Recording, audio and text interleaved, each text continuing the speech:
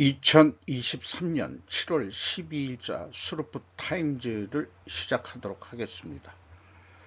구독, 좋아요는 제게 큰 힘이 되겠고요.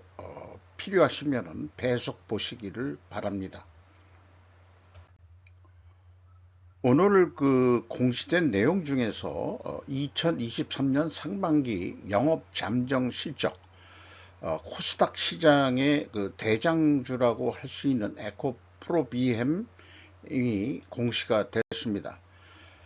매출은 상반기까지 3조 9천억 원을 달성해서 전년 동기보다 무려 111.8%가 증가했고요.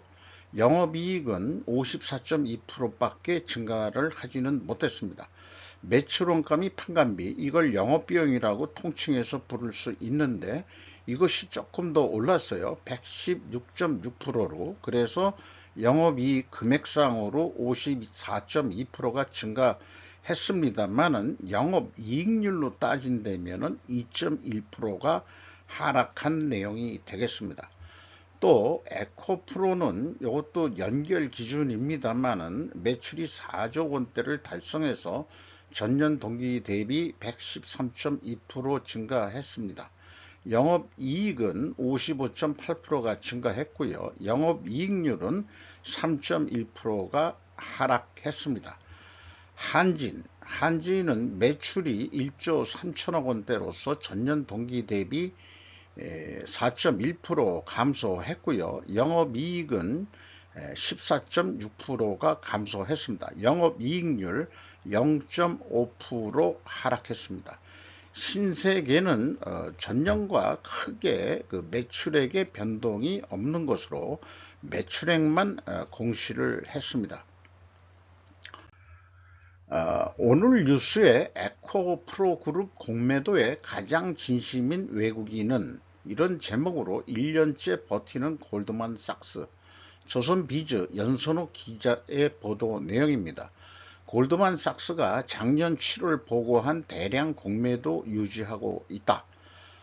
자본시장법상의 상장 주식수 대비 0.5% 이상 대량 공매도 잔고를 가진 보유자는 공매도 내역을 공시해야 된다라고 되어 있다고 합니다. 눈에 띄는 것은 최초 보고 발생 일인데 모건 스탠리와 메릴 린치, 시티그룹의 경우 현재 보유한 공매도 잔고를 보고한 날짜가 올해 6월에서 7월이다. 이렇게 얘기를 하고 있습니다. 그런데 골드만삭스의 경우는 2022년 7월 15일 보고한 공매도 잔고를 지금도 유지하고 있다. 이하 전문가의 의견도 있습니다만은 주식을 빌린 데서 리콜을 안 하면은 현실적으로 갚지 않아도 되기 때문에 아마 이것저것 버틸 수 있는 여력이 있는 것 같다. 이런 얘기고요. 공매도에 대한 개념도 친절하게 소개를 했습니다.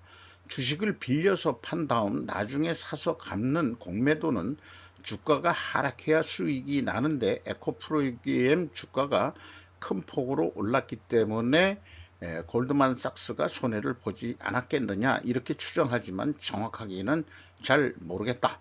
또한 골드만삭스와 메릴 린치는 에코프로에 대한 공매도 잔고도 대량 보유하고 있다고 보도를 했습니다. 제 개인적으로는 주식 쪽의 전문가는 아닙니다만은 이런 쪽의 뉴스를 많이 안 봐서 그런지 모르지만 제 느낌은 한국 언론 경제 뉴스에 외국 투자기관에 대한 뉴스가 있었는지 그게 매우 궁금하고요. 외국 자본의 노출 전략을 언론기관을 통해서 익숙해지는 전법을 지금 사용하고 있다고 진단된다. 좀 의외의 의견을 제가 얘기하고자 하는 것은 우리나라가 외국 자본의 이 점유율들이 꽤 많기 때문에 이런 견해를 또 생각하게 됐습니다. 또한 조선비즈에서 시리즈로 나오는 뉴스로 해본 것 같은데요. 녹슨 삼성 전차의 추락, 혁신 없는 관리자 조직으로 전락했다는 제목으로 조선비즈 황민규 최지희 기자의 공동 보도 내용입니다. 이재용 회장 취임 후 최악의 실적 부진, 실적 양대축 반도체와 스마트폰 사업 흔들, 위기감 확산, 세계 1등 DNA 녹슬었다, 시장 판단 능력도 삐걱, 메모리 초격차 전략도 원점, 경쟁의 사라져, 이재용 회장은 기업가 아닌 관리자, 미래 내다보는 혁신 절실, 이런 식으로 했는데 삼성전자는 며칠 전에 상반기 잠정 실적을 얘기했습니다만은 매출액은 123조 7,500억 원대로서 전년보다 20.2%가 감소했고요. 영업이익은 무려 95.6%나 감소를 했습니다. 영업이익률은 무려 17.2%나 떨어졌는데 이것은 그 매출원가 및 판관비가 크게 증가했다, 이런 상승했다, 이런 의미가 되겠죠. 구체적으로 그 상반기 실적이 공시가 된다면은 매출원가 및 판관비가 왜 많이 늘었는지, 그것이 정상적이었다면은 결국은 매출 감소가 주요 원인이라고 그렇게 일단은 그 생각을 해볼 수 있을 것 같습니다. 이재용 회장이 취임한 지 1년도 되지 않아 삼성전자의 총체적 위기가 찾아왔다. 삼성전자가 올해 1분기에 이어 2분기에도 14년 만에 최악의 실적을 낸 것이다. 대들보나 다름없던 반도체 부분에서 상반기에만 8조 원에 달하는 적자를 기록한 것으로 분석된다. 세계 1위 DNA라고 자부했던 D램은 SK 하이닉스의 추월을 허용했고 TV 가전 부분에서는 LG전자의 수익성을 따라가지 못하고 있다. 앞으로 삼성전자를 이끌 성장 엔진이 무엇인지에 대해서도 비관론이 나온다 하는 이런 얘기입니다.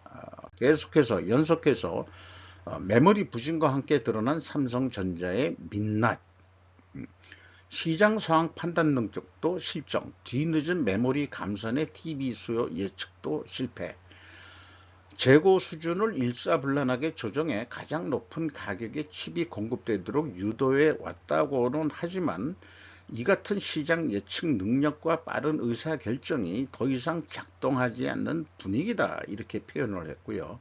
단적인 예가 올해 메모리 반도체 시장 공급 과잉 속에서도 올 초까지 인위적 감산은 없다는 기조를 유지하다가 뒤늦게 감산을 결정해 적자 규모를 키운 것이다.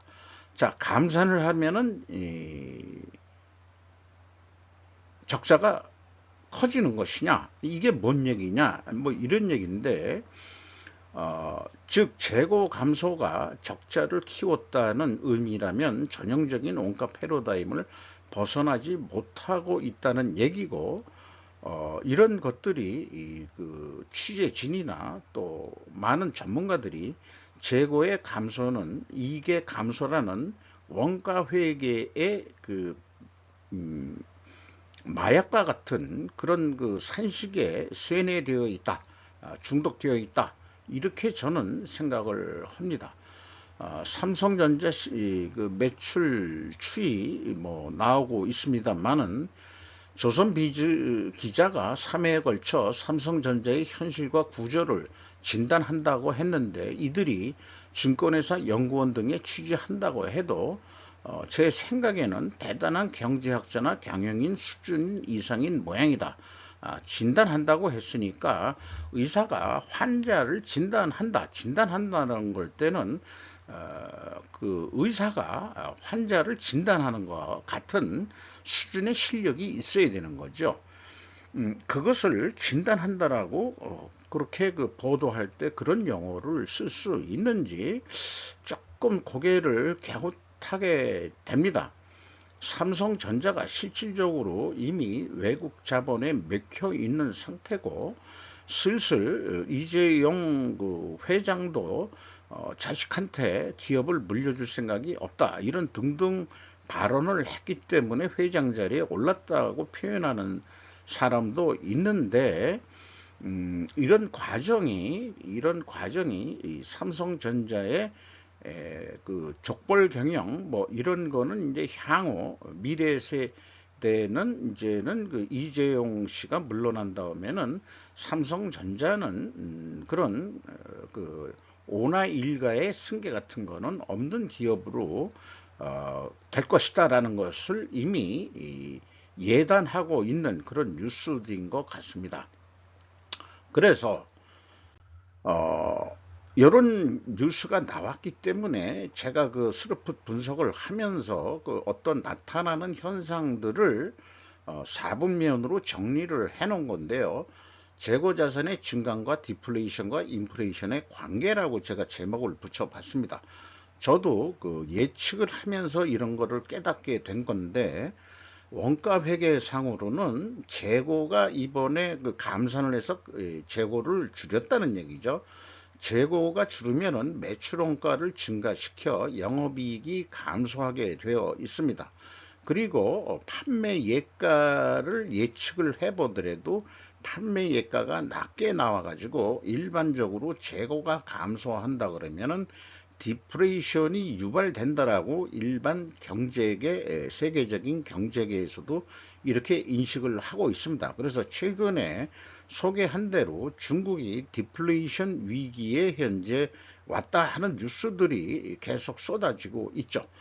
또한 재고의 증가인 경우에는 경제 활동이 활발할 때 일반적으로 재고도 증가하는데, 재고가 증가하면은 원가 회계는 매출 원가를 감소시켜 영업이익이 증가하게 되어 있습니다. 우리는 풍요로운 인플레이션 시대에 계속 그 습관이 돼 있기 때문에 이런 재고 감소의 세계를 잘 이해를 못하는 거죠. 또한 그 예측을 하더라도 판매가가 높게 나오게 되어 있습니다. 그래서 저는 이것을 인플레이션을 유발하는 것이다, 이렇게 얘기하고 있고요. 일본이 인플레이션을 대비하고 있다, 이렇게 이제 요즘 뉴스들이 또 나오고 있죠. 그렇다면은 한국은 어떤 상황이냐? 제가 스루프 타임즈의 한국 저성장 구조 속에 지금 가고 있다 하기 때문에 아마 이런 쪽에 그 디프레이션 쪽으로 우리도 가야 되는 것 같은데, 물가는 또 왕창 올라 있죠. 그게 일본과 또 틀린 그런 경제적인 상황인 것 같습니다. 그렇다면은 제가 왜 오른쪽의 스루풋 회계에 대해서 얘기하냐 그러면은 재고의 증강과는 관계없는 그런 사고 방식으로 경제 현황을 벗어나야 된다는 것을 이제 말씀드리고 싶어서 그렇습니다. 우리나라가 저성장 구조를 벗어나려면은 스루풋 관점, 패러다임으로 의식 개혁을 하지 않는 한은 우리나라가 저성장 구조에서 벗어나기 어렵다라고 저는 주장하고자 합니다. 그래서 이 스루풋 회계는 재고 증가를 얘기를 안 하고 재고 회전율 상승만 얘기하고 있습니다. 재고 회전율을 상승을 시키는 것이 이익의 증가고, 판매 예가는 원가 회계보다 높게 나오게 되어 있습니다. 그렇지만은 그 디프레이션 그래서 완화를 시킨다, 거꾸로 이렇게 되겠어요. 그래서 스루풋 관점에서는 재고가 감소하더라도 그렇게 걱정하지 말아라 하는 얘기예요. 또한 반대적으로 얘기하면은 원가 회계 영업이익보다 이익이 감소합니다. 재고가 증가할 때는 판매가는 원가 회계보다 또 낮게 나오게 되어 있습니다. 그래서 재고가 증가해서 인플레이션 압박이 있더라도 인플레이션을 스루풋 관점에서는 완화시킬 수 있다, 이런 거죠. 그래서 제가 이런 기업 분석에서 나오는 것을 미시경제적이라고 부른다면은 이게 거시경제까지 적용시킬 수 있는 거냐, 그 여부에 대해서는 제가 어떤 기초적인 어떤 인정을 못 받는 그런 경제적인 어떤 수준이기 때문에 뭐라고 말씀드릴 수는 없겠습니다만은, 저는 재고의 증감에 관계없이 스루풋 관점으로 우리가 경영을 해야 된다, 그리고 거시 경제에도 적용이 가능할 것이라고 저는 믿습니다. 진단을 분석 및 해석이라고 하면 어떤 관점에서 진단을 하느냐에 따라 결과는 달라질 수 있다라고 저는 주장하고자 하는 바입니다. 따라서 조선 비즈의 그 진단이라는 3회에 걸쳐서 삼성전자를 진단한 데에는 그 관점은 애저녁에 원가 회계의 망령에 사로잡혀 있는 모든 그 전문가들의 그 사고 방식을 그대로 드러낸 거라고 저는 생각합니다. 계속해서 2회, 3회가 조선 비즈에서 어떻게 그 보도하려는지는 몰라도 저는 좀 더 비판적인 시각으로 그 뉴스를 거꾸로 저도 그 분석을 해서 해석을 할 예정입니다. 첫 시간이 오래 걸려가지고 설명을 하느냐고 오늘 그 뉴스는 좀 시간이 오래 걸릴 것 같네요. 남조선 대신 대한민국, 북 김여정이 갑자기 표현 바꾼 이유, 그거에 대해서 두 개의 한국 적대적 공전 정책으로 바꾼 듯 이렇게 표현을 했습니다. 통일부 소식통은 북한이 한국 정식 국명인 대한민국을 사용하는 것은 사실상 처음이라며 이들 대남 정책이 같은 민족이라는 개념에서 남남 즉 국가 대 국가로서 대응하는 것으로 전환된 것으로 보인다 말했다. 요 김여정 언니의 얼굴이죠. 아주 어떤 때는 이쁘게 보이기도 하고 어떤 때는 되게 밉게 보이기도 하고 이런 거는 상황이 아주 밉살스러운 상황을 또 찍힌 거네요. 최근에 미국 정찰기의 말하자면은 그 EEZ라고 그러나 이지존에 들어온 거에 대해서 이제 그 가만 안 있겠다 이렇게 이제 공표를 했죠. 그런 거에 이제 말하자면은 발언을 하는데 대한민국이라는 용어가 처음 나왔다. 저도 깜짝 놀랐습니다. 이 뉴스를 보고서. 그런데 이제 일본 쪽에서는 지금도 자기 일본 쪽 표현은 볼 때는 그냥 조선인민주주의 공화국이 정식 명칭이죠. 그 북한은 그러니까 이제 일본 쪽은 북조선이라고 얘기를 하고 한국은 그냥 대한민국이라고 얘기하고 줄여서 한국 이렇게 아마 그 얘기를 할 겁니다. 그래서 강꼬꾸라 우리도 이제 그 일본식 발음으로는 강꼬꾸라고 부른다. 이렇게 이제 이 습관이 되어 있습니다. 그래서 그런지 북한 ICBM급 발사 사상 최장 74분 비행 홋카이도 아빠따 나카 이렇게 해서 서울 시사를 인용해서 국군 등에 따르면 북한은 12일 오전 10시 일본 시간 경 평양 주변에서 일본해를 위한 탄도미사일 한 발을 발사했다. 비행시간은 사상 최장의 약 74분에서 대륙간 탄도미사일로 추측된다. 그래서 하마다 야스카 가츠 방위상은 고각도의 로후테토 궤도라고 되어 있는데 이게 이제 일본식 발음이 뭐 구체적으로 고도 각도로 알고 있습니다만은 그래가지고 높이 올랐다가 이제 이렇게 떨어지는 거죠. 그러니까 이제 대륙간 실험을 그 고도로 그냥 어느 정도 가느냐. 그러니까 미국 본토까지 74분이면은 날아간다. 뭐 이런 얘기인 것 같습니다. 그래서 그 배타적 수역인 이 250km 지점에 홋카이도 오쿠리섬 서쪽 그러니까 거의 대부분 홋카이도 방향으로 쏘니까 쏠 때마다 이제 일본은 깜짝깜짝 놀라는 거죠. 이렇게 되어 있습니다. 한미일 정부는 외무성 국자급 전화 회담을 가졌다. 그리고 이제 BBC 뉴스에서도 북한, 미국 위호프 대륙간 탄도일 발사라고 또 BBC 뉴스에서도 보도를 했습니다. 블룸버그에서 한국이 새로운 발전소를 추가하는 것을 고려함에 따라 핵 보유량이 급증하다.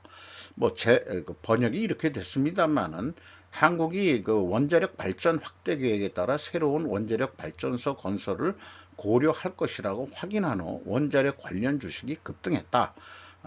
이런 얘기예요. 그 핵 보유량이 급증한다는 뜻은 뭐 이런 뜻으로 그건 AI의 뭐 번역의 그 문제겠죠. 어쨌든 현재 2018년도에 이 흰 색깔이 뭐냐 그러면 이제 석탄 발전이 그래도 아직 제일 많은데 원자력 발전이 이렇게 이제 좀 낮게 돼 있죠. 이거를 이제 원자력 발전을 좀 올리고 석탄 발전을 계속 줄여나간다. 2050년 정도에는 우리가 그 탄소라고 그러나요? 이거를 좀 성공을 해야 될 것 같고, 요 그 주황색이 그 리뉴어블, 그러니까 이제 재생 에너지도 많이 늘리고 뭐 이렇게 하는 거고, 아더라는 것도 좀 많이 다른 연료들을 개발해서 2036년에 이 정도 계획을 한국이 가지고 있다는 것을 소개를 하고 있습니다. 폴 크루먼은 달러 우위가 영원히 지속되지 않을 것이지만 달러 가치 하락에 대한 걱정은 거의 아무것도 아닌 것에 대한 많은 소동이라고 말을 합니다. 비즈니스 인사이더 제니퍼 소루. 이 미국식의 그 영어 간접적 표현은 결국 뭐냐? 달러 패권은 계속 간다. 웃기는 얘기 하지 마라. 그런 얘기를 이렇게 얘기하는 것 같습니다. 요 내용은 한번 그냥 보시면 될 것 같고요. 서방이 인플레이션과 싸우고 있는 가운데 중국에서 위험은 지속적인 디플레이션입니다. 이것이 세계에서 두 번째로 큰 경제의 재앙이 될 수 있다는 얘기입니다. 이것을 벗어날 수 있는 것은 제가 아까도 얘기했지만은 기존 이 세계를 지배했던 원가 패러다임에서 벗어나야 된다는 것을 이 사람들은 못 느끼고 있는 거죠. 그래서 그 중앙은행이 진정으로 견딜 수 없는 것이라고 주장한다. 디플레이션은. 그것이 이제 중국이 직면한 문제인 거고, 가격이 계속 하락하는 이유에 대해서 병든 부동산 부분, 높아진 청년 실업률, 그리고 계속되는 35조 달러의 지방 정부 부채, 이런 거를 얘기를 하고 있습니다. 그런데 거꾸로 디플레이션이 돼서 그 물가가 중국 수출 가격이 떨어지면은 연방준비제도 이사회는 이것은 또 좋은 소식이다. 왜? 수입 가격이 하락하고 있다면 이렇게 이것은 이제 미국한테 좋다 이런 얘기죠. 그러니까 미국이 자기네들이 그 스스로 상처를 입으면서 금리를 계속 올려가지고 중국을 죽이는 작업이다. 이렇게 생각을 하는 거고요. 1990년대, 그 다음에 80년도, 뭐, 이런 그런 상황도 좀 얘기를 하고 있습니다. 그래서 생각해 보는 것은 30년 전 일본이 당했던 것처럼 중국이 당하고 있다라고 요즘 저는 생각을 하고 있습니다. 차이는 일본은 환율로 속된 말로 조져졌고 중국은 지금 금리 인상으로 미국이 조지고 있는 거예요. 거기에서 헤어날 길이 없습니다. 금융시장을 개방한 입장에서 자기네들이 이렇게 될지는 몰랐을 거예요. 아마 우리나라가 이 외환위기 당한 거 그때 이제 우리만 당한 게 아니고 아시아 외환위기라고 명명하는데 그럼 우리는 왜 당했던 거지? 그런 거에 대해서 우리는 그때 저도 뭐 이런 이 거시경제 이런 거를 잘 모르고 직장에서 그냥 시키는 대로 일 열심히만 하는 그런 수준이었기 때문에 그때 뭐 G7에서 무슨 이 구제 금융을 해줬는지 모르지만은 그 전제 조건이 있었을 거예요. 결국 G7이라고 하지만 미국이 결국 한국 금융시장을 먹은 거다. IMF를 통해서. 그래서 우리나라가 당했던 것은 한국 재벌의 그룹의 부도와 금융 시스템 불안으로 표현을 하고 있습니다. 이것은 현대 비즈니스 일본 뉴스 7월 7일자에 표현된 말인데요. 나카지마 세이야라는 사람의 표현입니다. 저는 우리가 이런 표현이 나오기 전까지 옛날에 뭐 어디서 뭐 읽어본 적도 있지만 다 잊어버려 가지고 잊어버렸는데 다시 환기를 시켜주는데 우리 그 금융 시스템 불안이라는 게 금융 시장을 개방하면은 불안해지지 않는 거냐? 뭐 이런 거 잘 저는 모르겠습니다만은 어쨌든 우리 한국도 금융시장을 개방하면서 IMF를 우리는 극복했다. 그때 그 IMF 이전까지는 우리는 일본식 경영에 심취해 있었는데 IMF 이후로는 미국식 경영이 우리 1997년 이후로는 미국식 경영 외에는 일본식 경영은 아무것도 아니다라는 식의 인식이 바뀐 거죠. 중국의 경제 침체는 외부인들이 인식하는 것보다 더 충격적이라고 전 중국 부동산 거물은 말합니다. 비즈니스 인사이더 필리프 드모트 기자라는 사람의 보도 내용입니다. 지속적으로 요즘 그런 뉴스가 나오는데요. 소비자 물가가 디플레이션에 가까워지고 있다. 기본적인 제품도 잘 팔리지 않는다.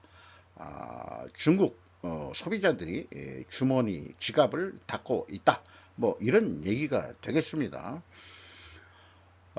중국 경제의 상황이 세계가 생각하는 것보다 더 나쁘다고 자포자기한 부동산 사업가가 뉴욕타임즈에 그렇게 얘기했다는 거죠. 그리고 보안이 취약해짐에 따라 중국이 기업을 더 엄격하게 통제하는 결과를 가져올 것이다 라고 또 소개를 하고 있습니다. 이런 표현이 있네요. 비세계화에 대한 얘기를 하지만 적절한 용어는 세계화에서 중국을 빼는 거다. 그게 디커플링이죠. 숑이라고 얘기했는데 중국을 대신하는 국가는 단 한 곳도 없을 것이지만 작전은 현재 베트남, 인도네시아, 스리랑카, 인도 등으로 확산되고 있다. 공장을 옮기고 있다는 얘기죠. 이것도 이제 원가 회계지만은 미국은 그 와중에서 리쇼링은 계속해서 미국 내에 공장을 지라고 계속 유도하고 미국이 공장을 엄청 지금 많이 짓고 있고 메이드 인 USA 2차 대전 후에 우리가 알고 있는 거는 무조건 미제 이랬었죠. 그래서 메이드 인 US이요. 다시 한번 이렇게 미국이 가고 있는 그런 세상이 되고 있다. 이렇게 느껴집니다.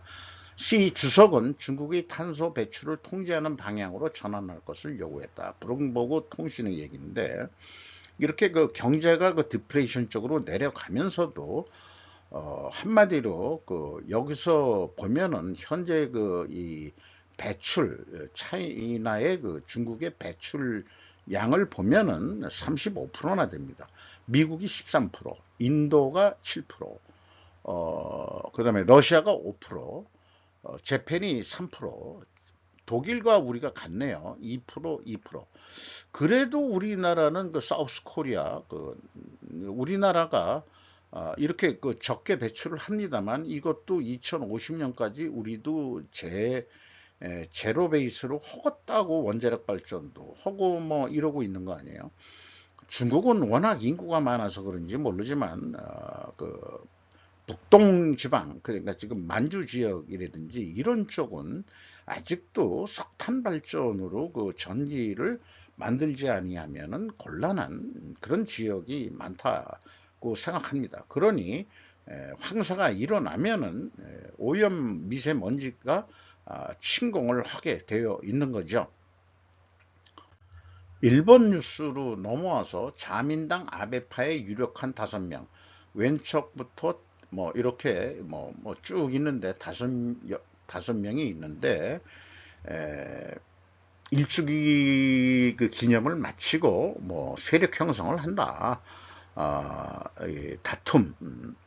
다툼이라고 그랬는데 이제 신임회장 선출 때문에 누가 이제 주도권을 잡느냐 뭐 5인방이라고 그러는데 이 구 아베파의 5명 중에서 누가 그 향후 리더가 될 거냐 뭐 그거야 뭐 개인적으로 관심 없습니다만은 알고는 있어야 되겠다 어떤 사람들인지 그래서 뭐 국회 대책위원장, 경제산업상, 관방장관, 정조회장, 참의원 간사장 이렇게 되어 있네요. 네. 한국이 5년간 1조 7조 엔어치의 외국산 무기 조달 절반 이상이 미국이다. 한국이 2018년 이후 5년간 총 15조 4,429억 원, 약 1조 6,910억 엔의 무기를 해외에서 조달하고 도입한 것으로 나타났는데 국가별 비율은 미국이 압도적으로 크고 영국과 이스라엘이 이어졌다. 이런 이하 내용들이 쭉 소개를 코리아 웨이브에서 했습니다. 이런 거 보면은 제가 이런 용어를 몰랐는데 누가 쓰더라고요. 친중 언더커버 문제입니다.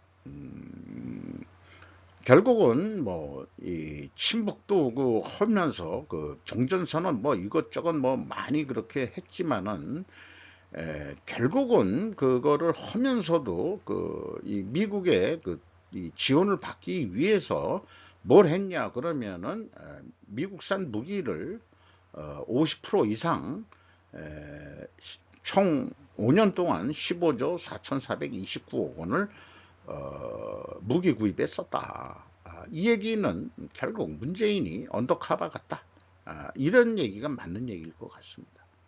그러니까 친중 정치인이라고 겉으로는 표현이 되지만 아니올시다 이렇게 얘기하는 사람도 있는 것 같아요. 요게 F-35A인 것 같습니다. B는 이제 수륙으로 그 이착륙할 수 있는 거죠. 그래서 그 중형 항공모함에서도 이륙 착륙이 가능하다 이렇게 했는데 다시 그 B보다는 중형 이 항공모함을 만들더라도 그 강제 이 착륙을 시킬 수 있는 무슨 그런 장치가 그 미국 항공모함에 있는데 그런 쪽으로 그 현대중공업 쪽에서 그 모델을 지금 제시해서 전시한 적이 있죠. 그렇게 지금 항공모함이 개발이 될 것 같습니다. 이런 비행기를 그 어떻게 왜냐하면은 이런 비행기는 남북한 대치 상태에서 과연 필요한 기종인지 그건 좀 뭐라 그럴까요? 좀 활동 범위가 이런 비행기들은 활동 범위가 좀 넓은 거. 항공모함에서 이착륙을 할 수 있는 작전 범위가 적어도 더 넓어야 되는 그런 세계. 그러니까 한국의 방위를 위해서는 향후 활동 영역, 왜 그러냐? 무역 항로를 확보하고 하기 위해서는 미국이 이제까지 유지했던 그 해상 항로에 대한 지배력에 일말 우리가 참여해야 된다라는 차원에서도 그렇습니다. 한국 제조 부진 완화 국내 경기가 밋 하고서 이제 물음표를 했는데 NNA라는 데가 교토 뉴스그룹으로 되어 있는데요. 국책 싱크탱크 그 한국개발연구원 KDI 여기서 이 말하자면은 지금 그 계속 그 경기가 좀 밑돌고 있다 뭐 이런 얘기고 그러나 이제 일자리도 회복세에 있고 조금씩은 좀 나아지고 있다 이런 표현이에요. 연말까지 가봐야 되겠지만 그렇다 하더라도 저성장 기조 속에서 뭐 조금 나아졌네 아니면 더 떨어졌네 뭐 이런 어떤 그 제로에서 플러스 마이너스 그 진폭이 그렇게 높지 않을 것이다 라고 그렇게 좀 생각을 합니다. 그러면은 한국 저성장의 근본 원인이 이번에 뭐냐 인플레도 되고 그 다음에 뭐 많은 얘기들 나오고 결국 우크라이나의 전쟁 얘기도 하고 경제 상황이라는 게 여러 가지 요인이 복합적으로 나타나는 거니까 이 전문가들도 잘 모르는 게 이제 경제 상황이지만은 근본적으로 무슨 문제가 있냐 그러면 저출산 고령화 두 가지가 동시에 맞물려 가지고 일어나고 있는 거 아니냐 이런 얘기인데요. 저는 그래서 이거 출산 장려를 하고 그 다음에 뭐 천여개지만 어떤 그 자연 현상이라고 보고 거기에 적응해서 한국이 계속 그 국가를 유지하려면은 어떤 방향으로 개척을 해야 될 건지 또 연구를 해야 될 것 같고, 무인 이 정찰기, 무인 방위 산업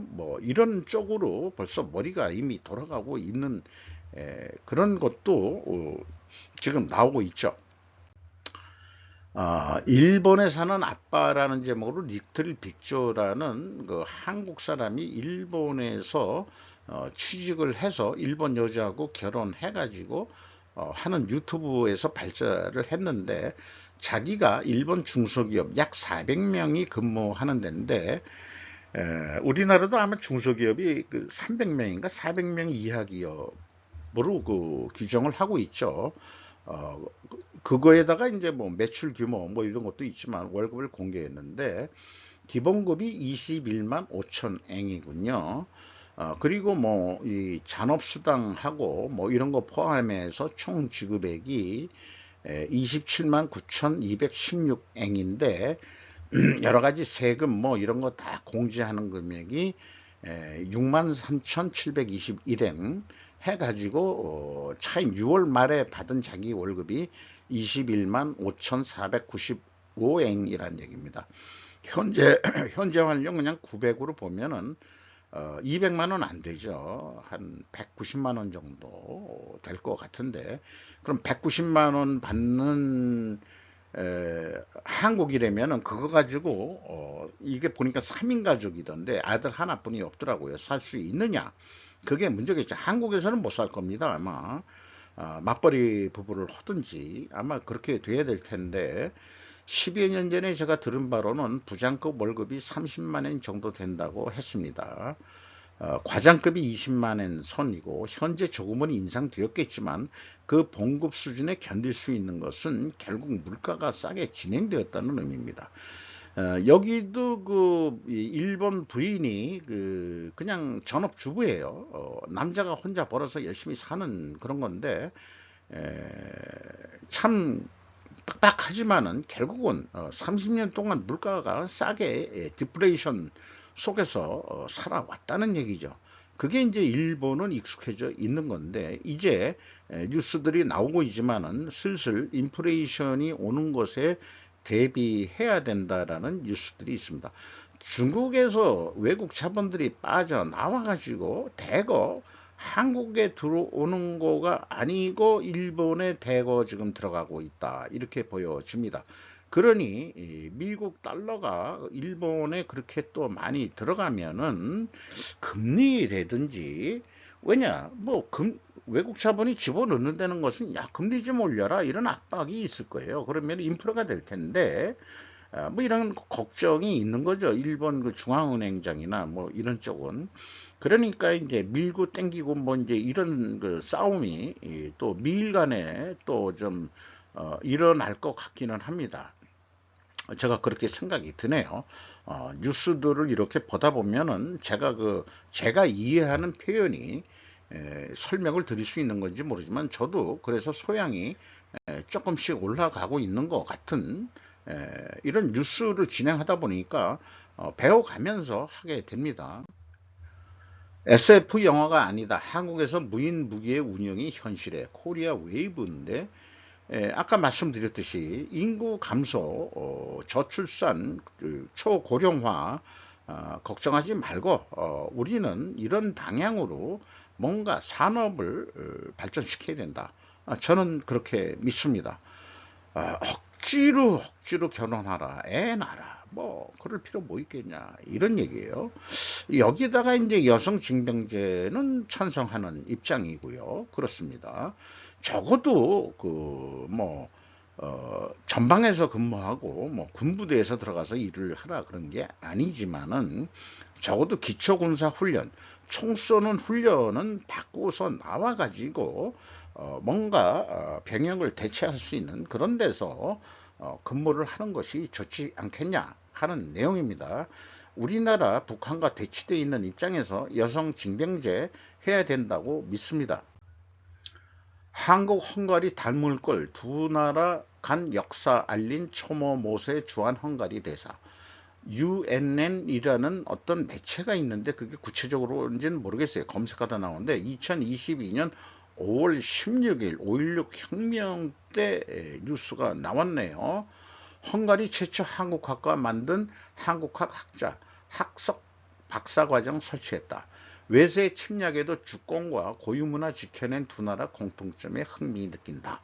한국 헝가리 간 경제협력 활발, 헝가리 내 한국 전문가 양성 필요성 설득을 했다. 뭐 대장금 이런 거 가지고가 아니고 이번에 폴란드에 우리가 수출을 많이 했는데 헝가리가 왜 헝가리냐 그러면은 옛날에 훈족의 후예들이 아직도 헝가리에 살고 있다. 이런 얘기예요. 그래서 헝가리 내에서 이 옛날에 그 훈족의 후예들이 그 훈족이라는 게 이제 지금 얘기하면 흉노족 또 더 확대해서 하면 투르크족 이렇게 해가지고 이제 신라하고도 연결이 되고 뭐 이런 그 고대사를 공부했기 때문에 헝가리 내에서 그 사람들은 한 세 개 민족인가 이게 융합해서 살았는데 그 헝가르 그 훈족의 후예들은 하나의 그 귀족권과 같은 거를 하고 납세 의무가 없었다고 합니다. 헝가리 내에서 그 대신 이 용병이 아니고 군역을 갖고서 그 다음에 이제 이 일반 세금은 안 낸다. 그러니까 무조건 그 헝가리를 지키기 위한 병력으로서 군역을 담당하니까 목숨을 바치고서 헝가리를 지키는 역할을 하니까 일반 세금은 내지 마. 세금 내지 말고 우리나라만 지켜줘. 워낙 훈족 훈족의 그 침략 로마까지 침략했던 그 사람들 아니에요. 그러니까 이 헝가리하고 뭔가 그 경제적으로 연결되는 거를 좀 말해야 될 것 같습니다. 요 그 자료를 찾은 것은 폴란드하고 뭐 이번에 또 그 나토 훈련 가서 저기 참석해가지고 폴란드 뭐 추가 뭐 그 개항 뭐 이런 낭보들만 오는데 헝가리 잊지 않고 좀 배려를 해라. 라는 의미에서 헝가리가 여기 폴란드하고 지금 거래가 좋잖아요. 그러면은 요게 이제 헝가리인데 위에 게 이제 옛날에 그 체코슬로바키아인데 체코하고 슬로바키아가 또 분리가 됐죠. 프라하는 제가 가봤습니다. 슬로바키아 쪽은 안 가봤지만 프라하까지는 가봤어요. 독일에서 그냥 아니, 그러니까 전철 타고 가면 여기까지 다 연결 어디 되더라고요. 유럽은 다 그렇게 통하게 되어 있는 것 같습니다. 이게 헝가리, 여기 우크라이나하고 국경이 조금 붙어 있고, 폴란드가 이제 길게 붙어 있기 때문에 우크라이나가 소련에 만약에 점령된다면은 바로 전선이 형성되니까 여기는 뭐 좁긴 합니다만은 그래도 그렇진 않다는 점 생각해 보게 되네요. 자, 여기가 이제 헝가리. 네. 중한 관계가 윤석열 정권 아래서 지금 여기까지 극적이 달라진 이유. 재팬 커리어라는 데인데 아사히 신문 전 정치부장의 야쿠시지 가츠 유키 씨가 해설했다. 허구날이 이제 이 중국의 그 대권이 어디로 넘어가는 건지 몰라고 잘못 붙어가지고 계속 힘들게 그 항반도가 살아왔는데 이 원나라 망할 때 그 원나라 부마국이 돼 있었으니까 명나라를 인정 못하겠죠. 그러니까 이성계가 이조를 세우면서 원나라는 망하고 역선혁명이 이제 유아도 회군이라는 그런 거로 해서 500년 동안 4대 주의 속에 살아온 거죠. 그 중간에 다시 청나라가 이제 명나라 했는데 또 명나라를 그렇게 하다 보니까 남한산성 밑에 있는 삼전도의 그 능력을 당하고서 예를 하는 것이 세 번 절하고 9번 머리를 조아리는데 조아리는 거는 안 되고 니들은 머리 박어 이래 가지고 이마에 피가 나는 왕이 그런 수모를 당하고서 그렇게 했는데 이제 한국은 야 중국한테 그 이상 못하겠다. 어, 문재인 정권까지 한국식 균형 외교는 맹맥히 이어지고 있었다. 그 같은 한국 외교가 윤석열 정부에서 크게 변화하는 것 같다. 이렇게 얘기를 하고 있고요. 중국과 분명히 거리를 두고 있는 윤 정권이다. 얘기를 하고 있고 싱하이밍의 미국의 승리, 중국의 패배로 거는 것은 잘못된 판단에서 나중에 반드시 후회한다. 이런 얘기인데 이것을 미국적 반응은 그만큼 중국이 절박하다라는 것을 반증한다는 그런 얘기도 있고요. 금방 떨어가지고 이재명이가 자기가 멀쑥하게 가서 꼭 꼬붕처럼 두 손 모으고 그런 식으로 있었기 때문에 거기 갔다 나와서는 뭐 반대 의견 같은 거를 했다고 그러는데 국격이 있듯이 나라의 격이 있지 야당 대표로 거기를 간다는 게 국격 대우도 못 받고 이게 참 외교적으로 아주 잼뱅일 것 같아요. 이재명이는 만약에 대통령이 된다 하더라도 그 사람 대통령 되면은 안 된다고 생각하는 사람 중에 한 사람입니다만은 그래서 이런 중국의 위협적인 반응이 한국한테 효과가 요즘 별로 없다. 그래서 이번엔 확실히 이기는 편에 한국은 쓰는 거다. 그러니까 미국 편에 쓰는 거다. 이런 얘기다. 이런 얘기예요. 그래서 후에는 중국이 반드시 할 것이다. 라고 저는 믿습니다. 은행 벤처 스타트업 인수 가능해진다. 금산분리 완화 속도. 조선비즈 김보연 기자의 보도인데 제조 생산업 뺀 모든 업종 인수 가능하다.